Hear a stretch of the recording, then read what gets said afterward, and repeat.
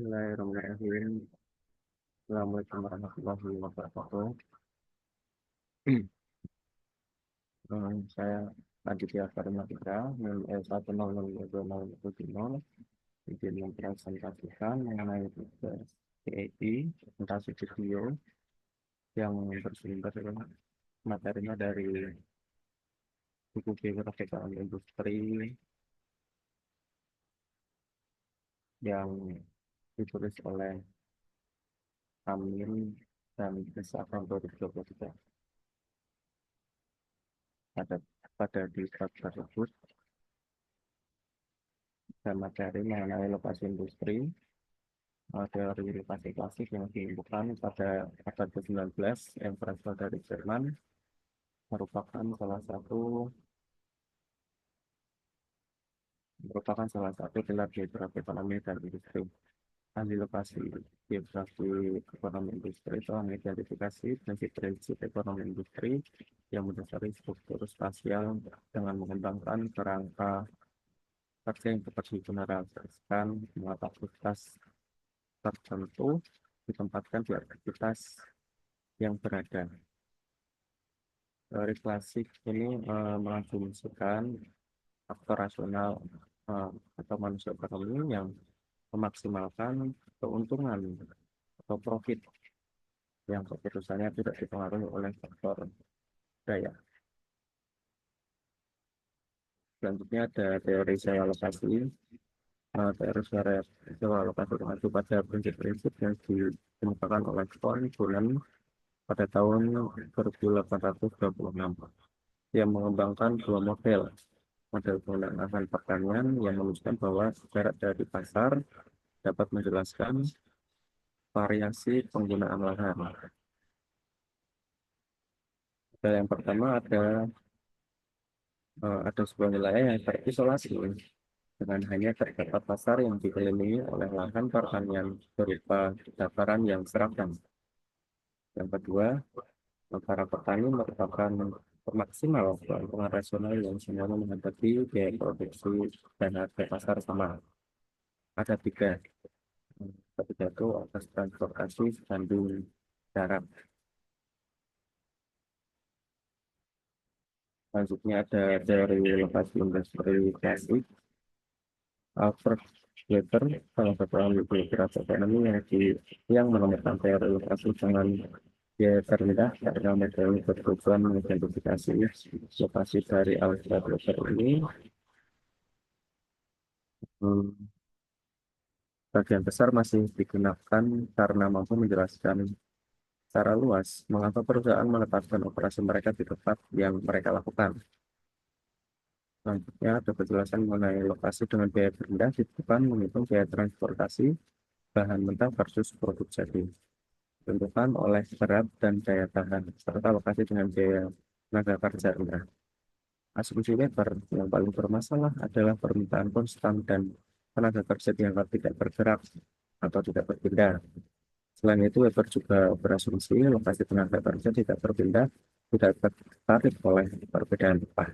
Itu bermasalah karena pada kenyataannya lokasi tenaga kerja bervariasi menurut waktu dan ruang.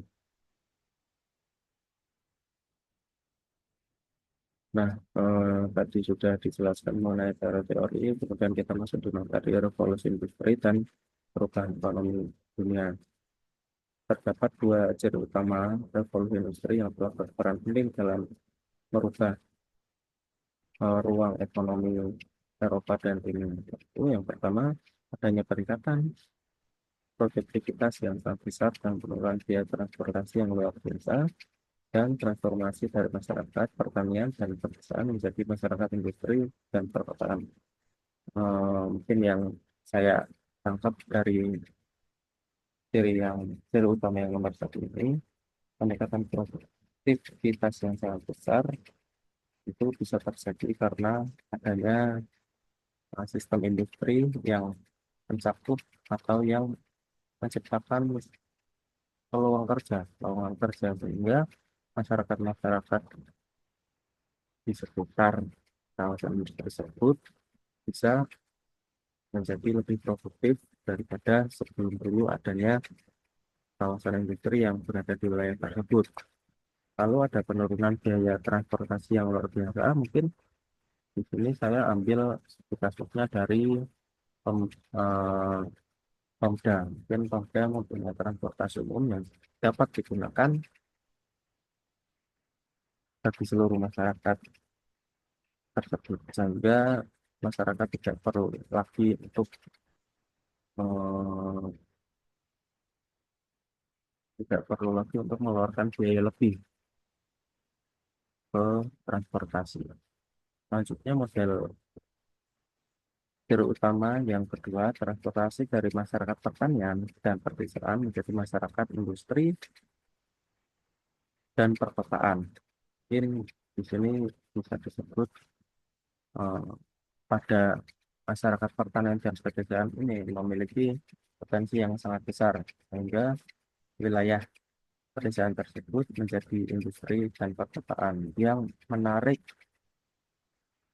menarik eh, daya tarik masyarakat itu menjadi lebih banyak lagi untuk datang ke pedesaan karena adanya potensi yang mungkin bisa menjadikan salah satu mata pencaharian mereka. Nah, sempat tadi kita singgung-singgung mengenai peningkatan produktivitas dan penurunan biaya transportasi. Ini penjelasan dari evolusi industri di Inggris selama paruh kedua abad 18, kemudian menyebar ke seluruh penjuru Eropa dan Amerika Utara. Sejak saat itu terjadi peningkatan produktivitas yang sangat tinggi dan akumulasinya menghasilkan efek pengganda yang sangat besar. Ciri paling khas revolusi industri adalah peningkatan produktivitas yang cukup besar. Tadi sudah saya sebutkan, contohnya itu adalah ada di kawasan industri yang dampaknya ke masyarakat itu benar-benar positif banget dan bisa menjadikan tingkat produktivitas masyarakat di kawasan tersebut bisa jauh lebih tinggi dibanding yang sebelumnya. Nah, ini diperkirakan secara kasar bahwa perekonomian keseluruhan dunia dari tahun 1000, maaf yang saya kurang tahu, tahun 1000 hingga 1700 pada keseluruhan periode kemajuan produktivitas seluruh perekonomian dunia paling banyak hanya 2 kali lipat.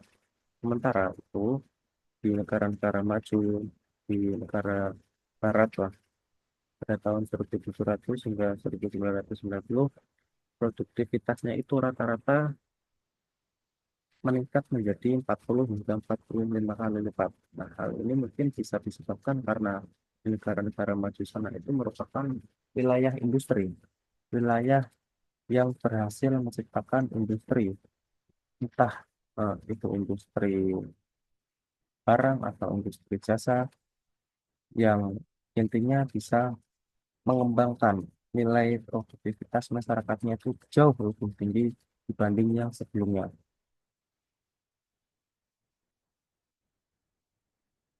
Mungkin saya cukupkan dari buku presentasi ini. Bila ada salah kata, saya mohon maaf. Indonesia negara hukum, korupsi nomor 1. Wassalamualaikum warahmatullahi wabarakatuh.